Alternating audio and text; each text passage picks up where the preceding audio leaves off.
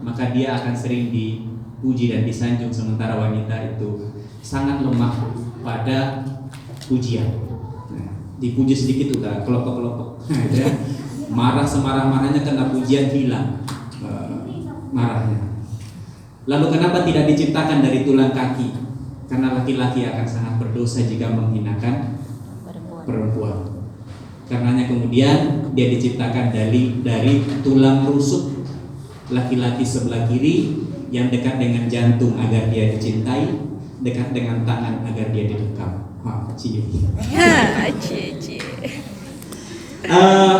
Mudah-mudahan filosofi ini bisa kita pelajari dengan baik, bahwa sebagian besar dari PGMI itu adalah ikhwan, adalah akhwat yang sangat dekat dengan cinta, sangat senang dengan pelukan. Maka berbagilah itu kepada nanti siapapun yang akan kalian ajari, karena keterampilan kalian ada di sana. Adapun yang ini ya tambahan aja lah. Baik, temanya menarik pada pagi hari ini. Saya pilihan ketiga ya. Mana Pak Panitia? Saya kemudian mengatakan kenapa saya sudah nggak ada lagi Ustaz, kecuali segitunya kan saya tersinggung, nggak enak. Ustaz udah ke Madiun, Ustaz Prianto ada jadwal, akhirnya Ustaz lah yang terakhir. Kalau saya juga nggak mau karena pagi ini saya harusnya bertemu dengan ketua yayasan. Saya selalu kemudian mengatakan biarlah saya yang menjadi korban agar tidak berkorban.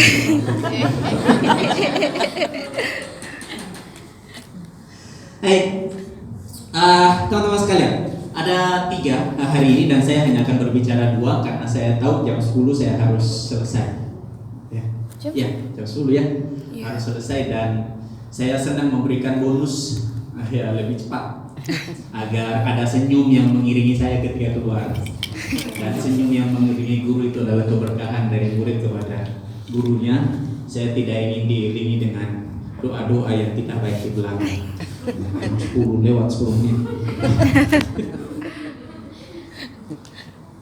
Ada 3 yang dibicarakan di judul, ada guru, ada sekolah, dan ada masa depan. Ya, ada masa depan.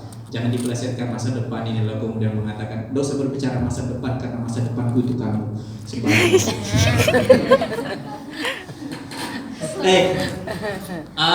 Saya hanya akan mengambil 2, mudah-mudahan nanti ada guru kita, Ustazah kita, Ustazah Nilna, yang bukan menyempurnakan, tetapi justru beliau yang akan kemudian menjadi sumber utama daripada materi kita. Saya hanya bunga rampai perhiasan-perhiasan daripada materi ini. Ya. Ada 2 hal yang ingin saya sedikit sentuh. Yang pertama, guru dari sisi hakikat. Yang kedua, mari kita bawa masa depan untuk kemudian kita bahas hari ini. Mudah-mudahan yang saya bawa ini masa depan karena saya dari generasi masa lalu gitu ya, bukan generasi Anda hari ini. Betapa beratnya saya hari ini mengajar generasi yang berbeda sama sekali dengan generasi saya hidup, padahal usia saya kalau mau masuk semester 1 masih cocok lah. Ya masih cocok lah. Ada mbah-mbah yang masih nanya, Mas kelas berapa? Apa saya wajah saya kayak SMA. Ya, teman-teman sekalian, saya ingin pertama berbicara tentang guru. Kalau tidak kelihatan, lihatlah saya, biar tidak terlalu kalian tidak mendapatkan sesuatu. Saya sudah menyampaikan materi ini, tetapi mari kita lebih memasukkan materi itu ke dalam diri kita, lalu bertanya, apakah kita guru secara hakikat? Saya sejak kecil ketika ditanya cita-citanya apa Idris, saya kemudian mengatakan cita-cita saya menjadi guru.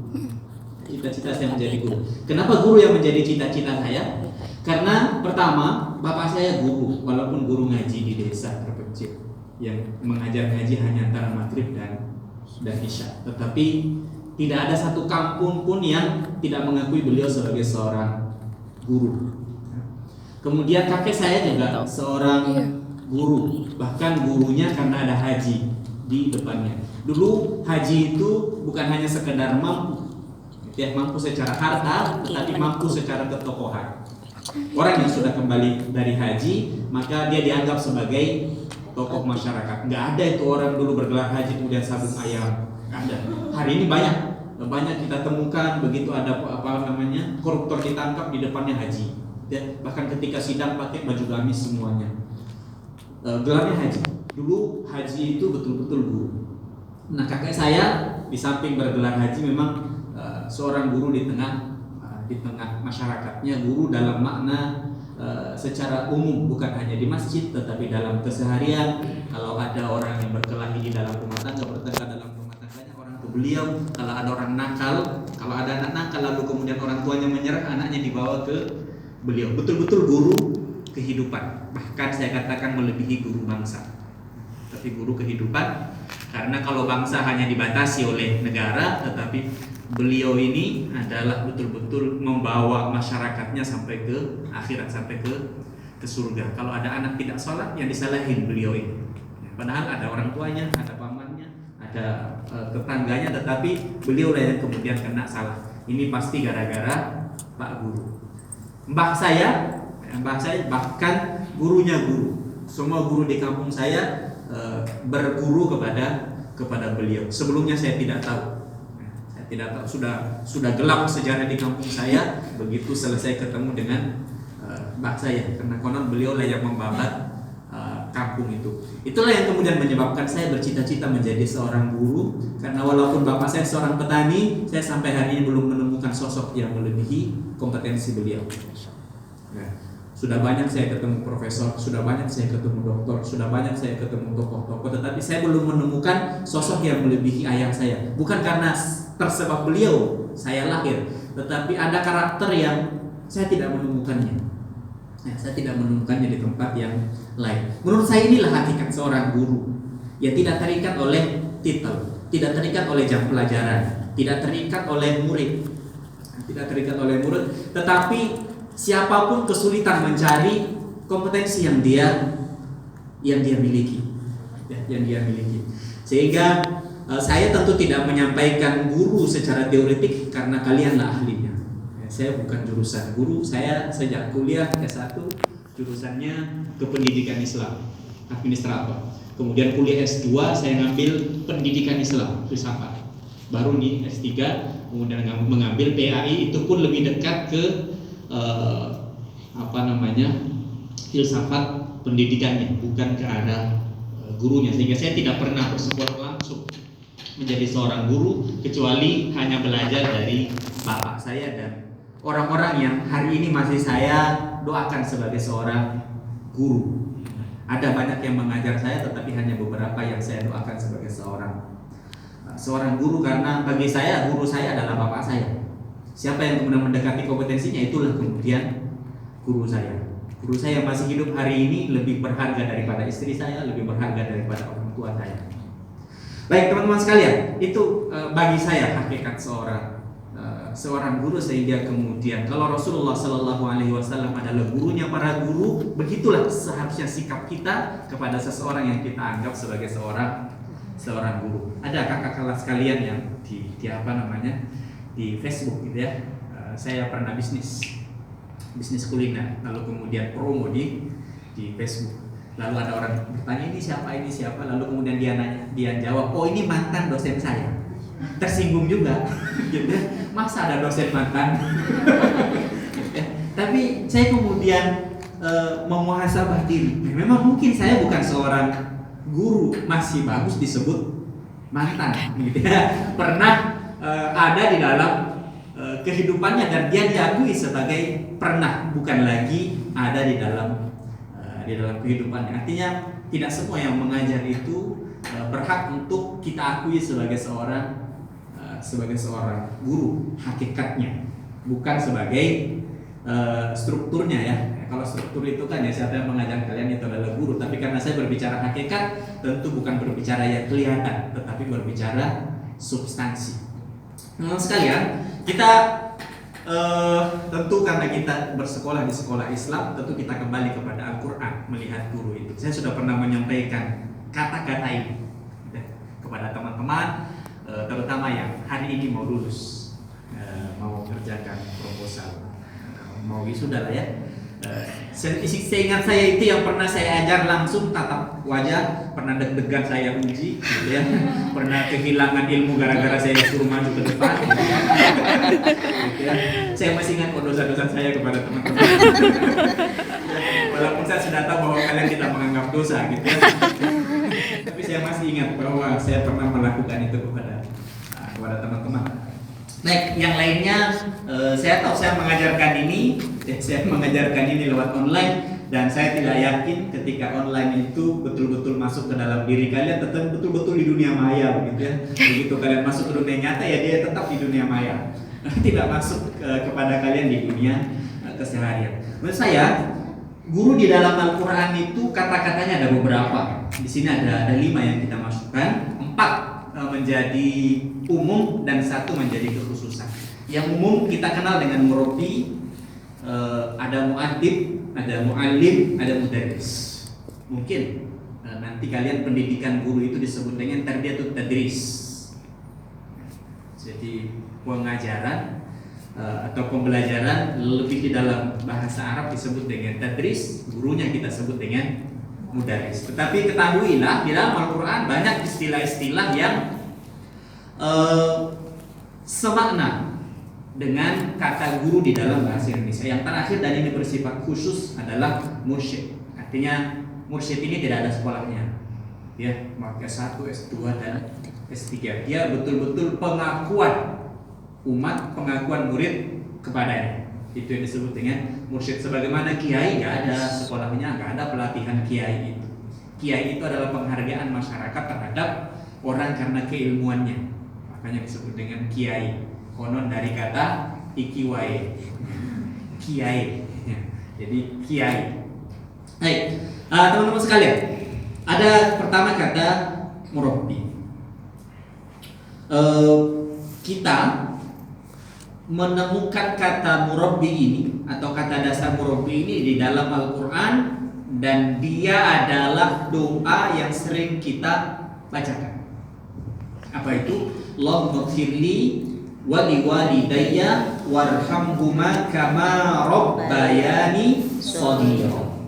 Ya Allah, ampuni aku dosa-dosaku, dosa kedua orang tuaku, dan warhamhuma, sayangi mereka berdua, kama rabbayani, sebagaimana mereka berdua mentarbiyah kami.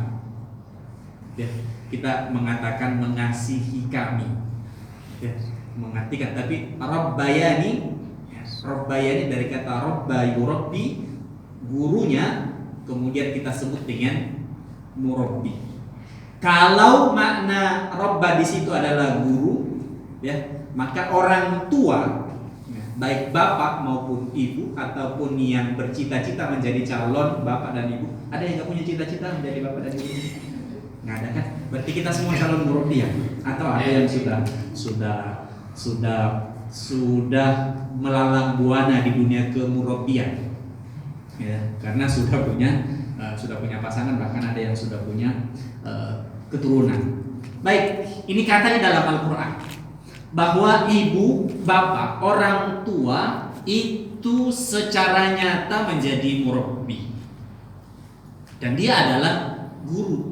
Karenanya dikatakan madrasatul ula. Ibu adalah sekolah pertama.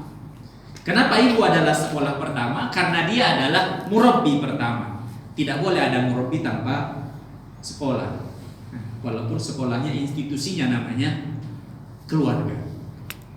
Karenanya keutamaan yatim itu adalah keutamaan hilangnya seorang murabbi, ya, lalu kemudian dia seperti seorang murid tanpa guru. Karenanya siapapun yang mencoba menggantikan murabbi, dia mendapatkan keutamaan di sisi Allah Subhanahu wa taala. Ana kafilul yatim. Saya kata Rasulullah SAW terhadap orang yang mengkafir. Apa bacanya saya mengkafir itu ya? Menyayangi, peduli kepada anak yatim seperti antara jari manis dan jari tengah. Tidak ada lagi jari di antara keduanya, saking dekatnya. Itu sebenarnya menggantikan posisi murabbi. Bayangkan kalau kalian nanti menjadi seorang guru dengan kompetensi khusus murabbi. Betapa dekatnya kita dengan Rasulullah Sallallahu Alaihi Wasallam. Ya, maka ajarkan cita-cita ini kepada anak-anak kita. Jangan sampai nanti anak-anak kita, murid-murid kita terlebih dahulu mengatakan cita-citanya adalah dokter, cita-citanya adalah pilot bagi laki-laki. Ajarkan guru ini dalam makna murabbi sebagai cita-cita yang sangat luar biasa, karena dia sangat dekat dengan Rasulullah Sallallahu Alaihi Wasallam. Karena orang yang memperhatikan tadi, yang memperhatikan sisi kemurabbian. Baik, apa ciri-cirinya? Ya, apa ciri-cirinya? Karena kata murabbi, rabba di situ sangat dekat dengan salah satu nama Allah, yaitu Rabb. Ya, kita kenal juga dengan Allah itu adalah Rabbul Izzah, Rabbul Alamin. Ilah atau Allah itu kemudian memiliki sifat Rabb, dan nama inilah, sifat inilah yang dikenalkan pertama kali kepada kita melalui wahyu pertama, Iqra bismi rabbika. Tidak disebut dengan Iqra bismillah. Jadi Allah memperkenalkan dirinya pertama kali kepada kita sebagai seorang murabbi, ya, sebagai seorang murabbi. Apa yang kemudian menurut para ulama menjadi indikator bahwa dia adalah Rabb, baik Rabb dari sisi ketuhanan maupun Rabb dari sisi kemanusiaan. Kita akan ambil sifat Rabb dari sisi kemanusiaan untuk menjadi sifat seorang guru. Yang pertama, Allah disebut Rabb karena dialah yang menciptakan. Dua, dia disebut Rabb karena dialah yang memberikan makan dan minum. Yang ketiga, dialah yang disebut Rabb karena dialah yang mendampingi, mengetahui perkembangan anak mulai dari ujung kuku sampai ujung rambut. Bapak tahu anak itu panjangnya bukan tingginya. Yang tahu panjang dan tingginya anak itu ibunya. Sehingga jangan nanya berapa tinggi anaknya kepada bapaknya, nggak tahu dia. Ya, yang tahu tinggi anak itu adalah ibunya. Kenapa ibu itu tahu? Karena dia mengetahui perkembangannya, fase perkembangan.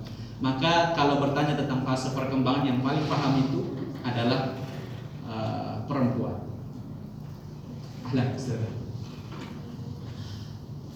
Teman-teman sekalian yang dirahmati Allah Subhanahu wa Ta'ala, ketika itu kemudian diturunkan kepada manusia yang kita sebut tadi adalah ibu, yang kita sebut sebagai bapak. Dua orang tua berhak mendapatkan doa dari anaknya ketika selama hidupnya dia memberikan asupan kepada anaknya, asupan roh. Ini sekaligus pembekalan pranikah ya, kira-kira bagi yang belum nikah, dan penguatan bagi yang sudah menikah, bahwa seorang ibu, seorang bapak tidak berhak mendapatkan doa dari anaknya. Allahumma ighfirli wa liwalidayya warhamhuma kama rabbayani shaghira, kecuali orang tua ini telah memberikan beberapa hal kepada anaknya selama hidup anaknya. Yang pertama, orang tuanya lah yang memberikan makan dan minum. Nah, makna makan dan minum ini bukan hanya secara struktur kelihatan, ya, tetapi juga yang tidak kelihatan.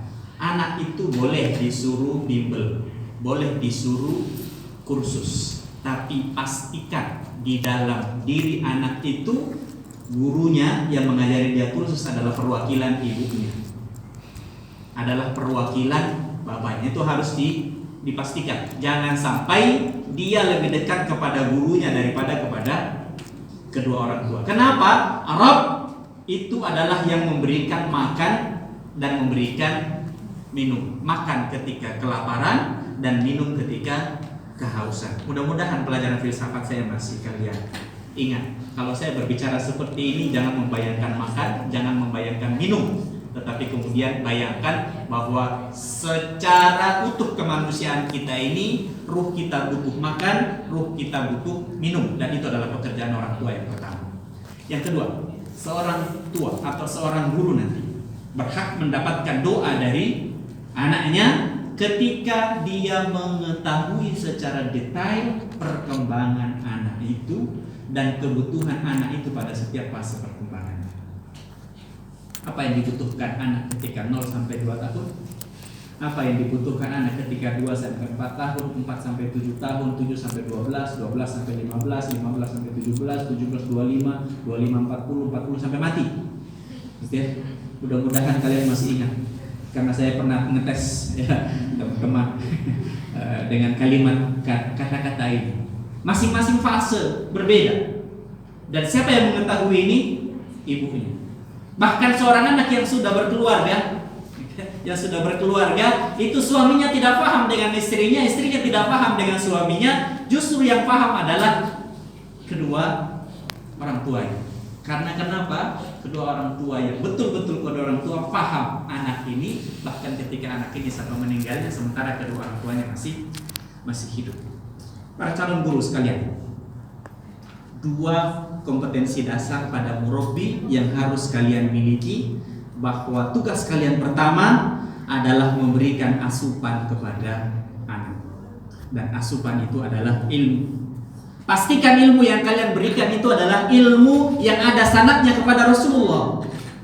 Jangan ilmu yang baru masuk, buka dulu YouTube. Ya, YouTube itu dari mana gurunya? Maka wajib bagi kita mempunyai guru. Untuk kemudian kita mengambil sanad, walaupun guru kita itu tidak semuanya mengajarkan kepada kita. Kita ini sebagai guru berkewajiban memberikan makan, dan makanan murid itu adalah ilmu. Sementara ilmu yang kalian berikan itu bukan ilmu dari yang bersanad itu, langsung kola Google, kola YouTube, bukan kola Rasulullah Sallallahu Alaihi Wasallam, yang kemudian kola itu mulai dari guru kita, kemudian dari gurunya guru-guru kita, dari kakeknya guru-guru kita, sampai kepada Rasulullah Sallallahu Alaihi Wasallam. Beratnya menjadi seorang guru karena kita harus memiliki ilmu yang sambung kepada Rasulullah SAW. Paling tidak kalian tahu dalil, ya, harus mengatakan kemudian qala Allah. Jangan sampai kemudian mengatakan sejak pertama menurut saya. Nah, siapa lo? Ya. Yang kedua, yang kedua, seorang guru faham terhadap muridnya. Jangan sampai meminta difahami oleh murid. Tidak ada murid yang nakal. Yang ada adalah guru yang tidak tahu ilmu menghadapi anak. Seorang guru yang tidak menghadapi ilmu menghadapi anak-anak, jadilah anak itu nakal. Kalau dia baik, pasti bukan karena gurunya, itu pasti karena kedua orang tuanya atau teman-teman. Kira sudah habis waktunya, sudah mau pergi saya.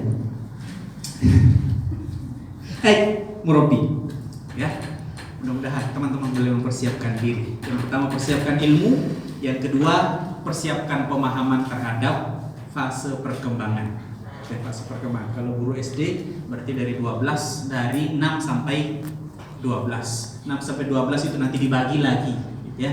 Ada yang masa pelepasan, masa adaptasi, ada yang kemudian dia sudah mulai berdiri. Orang yang berdiri tidak sama larinya orang yang sudah bisa lari kencang. Nanti dipelajari sama Ustaz Danilna yang bagian ini saya kurang ahli mendetailkan. Yang kedua, mu'addib. Rasulullah SAW bersabda, Addabani Rabbi fa ahsana ta'dibi. Allah Subhanahu wa taala mengajarku, maka jadilah aku pembelajar yang baik, atau jadilah aku pengajar yang terbaik. Dalam makna yang lebih umum, Allah mendidikku, maka jadilah pendidikanku adalah pendidikan yang terbaik. Kenapa Rasulullah Sallallahu Alaihi Wasallam itu disebut sebagai mu'addib? Addabani Rabbi. Karena Nabi Sallallahu Alaihi Wasallam memiliki visi utama, yaitu innama bu'ithtu liutammima makarimal akhlak. Sesungguhnya aku diutus oleh Allah hanya, jadi nggak ada yang lain. Aku hanya diutus oleh Allah kepada manusia liutammima makarimal akhlak, untuk memberikan stempel sempurna kepada mulianya akhlak. Artinya akhlak itu menjadi bawaan kita, bahwa kita ini sejahat-jahatnya kita tidak suka dijahati, sejahat-jahatnya kita paling meleleh, sangat meleleh jika kita dibaiki manusia secara mendasar. Lalu datanglah Rasulullah SAW kemudian mengatakan ini sunnah, ini bid'ah, ini tidak boleh. Nabi Sallallahu Alaihi Wasallam. apakah sudah layak kita memberikan stempel adab kepada murid-murid kita nanti? Hakikat sebagai seorang guru adalah menjadi tukang stempel kepada anak-anak. Apakah stempel kepada anak-anak kita adalah adab? Nah, jadikan tawa kalian, jadikan marah kalian, jadikan arahan kalian nanti menjadi guru, itu adalah stempel makarimal akhlak. Marahnya menjadi akhlak, gitu ya. Senyumnya menjadi akhlak, semuanya kemudian menjadi akhlak. Ada yang mau keluar dari PGMI sejak hari ini? Atau berat besar? Enak sekolah di sebelah saja, institut tetangga sebelah ITS, ya. Paling disuruh buat rumah, paling disuruh buat desain, nggak sampai akhirat bertanggung jawabannya. Ini baru disebut murabi, baru disebut muadib, sudah berat. Tetapi ingatlah, surga dimasuki oleh orang-orang yang berani mengambil risiko, dan insya Allah di depan saya sedang berdiri orang-orang. Yang ketiga adalah mu'allim. Mu'allim, kita kembali lagi gitu ya. Ini jamnya betul ya? Nah, karena saya mau lebih cepat dari waktu yang diberikan ke saya. Mohon maaf saudara. Masyaallah menunggu. Mu'allim dari kata ilmu, misal kita mendapatkan di dalam Al-Quran, Allah Subhanahu wa taala berfirman, wa 'allama Adam al-asma'a kullaha thumma 'aradahum 'alal malaikah faqala ambi'uni bi asma'i haula in kuntum shadiqin. Lalu Allah Subhanahu wa taala mentaklimkan al-asma, seluruh ilmu kepada Adam. Berarti Allah adalah Tuhan yang al-alim, lalu kemudian mengajarkan ilmu, mengajarkan asma kepada Rasulullah, maka jadilah Rasulullah seorang mu'allim. Baik, karakter ketiga dari seorang guru pada makna mu'allim adalah al-asma. Al-asma jamak dari isim. Guru itu adalah yang memberikan seluruh ilmunya kepada muridnya, bukan yang menyembunyikan sesuatu agar dia masih layak disebut sebagai seorang guru. Jangan sampai murid saya lebih pintar daripada saya. Kita kehilangan sejarah. Teman-teman coba lihat, baca sejarah Islam, sejarah perjalanan para ulama, gitu ya. Banyak sekali anak yang jauh lebih pintar daripada bapaknya. Mari kita berkaca yang paling dekat dengan Rasulullah SAW. Putranya Umar bin Khattab radhiyallahu anhu yang bernama Abdullah bin Umar, atau yang kita kenal dengan Ibnu Umar. Suatu saat Rasulullah SAW dalam majelis seperti ini bertanya tentang satu perkara kepada para sahabatnya. Semua kemudian mengatakan wallahu a'lam, Allahu wa rasuluhu a'lam. Ini sebagai sebuah adab, tolong jangan dipraktikkan di kelas. Setiap ditanya Allahu a'lam, Allahu wa rasuluhu wa ustadzu a'lam. Nah, itu bukan adab, kalau ditanya dijawab. Lalu setelah selesai itu pulanglah mereka, termasuk Umar bin Khattab dan anaknya Abdullah bin Umar pulang. Lalu Abdullah bin Umar kemudian mengatakan, tahukah engkau wahai ayahku, sebenarnya saya tadi ingin menjawab. Dan apa yang saya mau jawab tadi persis dengan jawaban Rasulullah. Apa kata Umar bin Khattab? Tidak menjawabmu lebih aku senangi daripada jawabanmu. Lalu kemudian dia mengatakan, ternyata kau lebih pintar daripada saya. Umar bin Khattab anaknya jauh lebih pintar daripada dia, maka dia kemudian berguru kepada anaknya. Al-Imam As-Subki itu dalam beberapa riwayat hadisnya mengambil riwayat dari anaknya. Ya, ini disebut dengan mu'allim, yang memberikan keseluruhan ilmunya kepada anaknya, lalu ketika sudah habis ilmunya diserahkan kepada anaknya, dia memerintahkan untuk mencari ilmu kepada guru-guru yang lain. Lalu ketika anaknya mendapatkan ilmu daripada guru yang lain, dia menjadi guru kepada anaknya sendiri. Adakah hari ini seorang guru yang duduk di hadapan mantan muridnya? Hakikat seorang guru sebenarnya adalah pembelajar yang unggul, ya, pembelajar yang sejati-sejatinya. Dan inilah sebenarnya guru yang terakhir, yaitu mudarris. Ya, dia sebenarnya hanyalah coaching, pelatih, ya, melatih. Ciri guru ada 5. Coba ulangi. Ciri guru ada. Enggak, saya enggak. Saya sedang mempraktikkan menjadi mudarris. Bukankah itu yang sedang terjadi ketika kuliah? Ya. ini ya, presentasi ya. Nanti UAS keluar itu ya soalnya. Itu namanya mudaris. Itu namanya mudaris, maka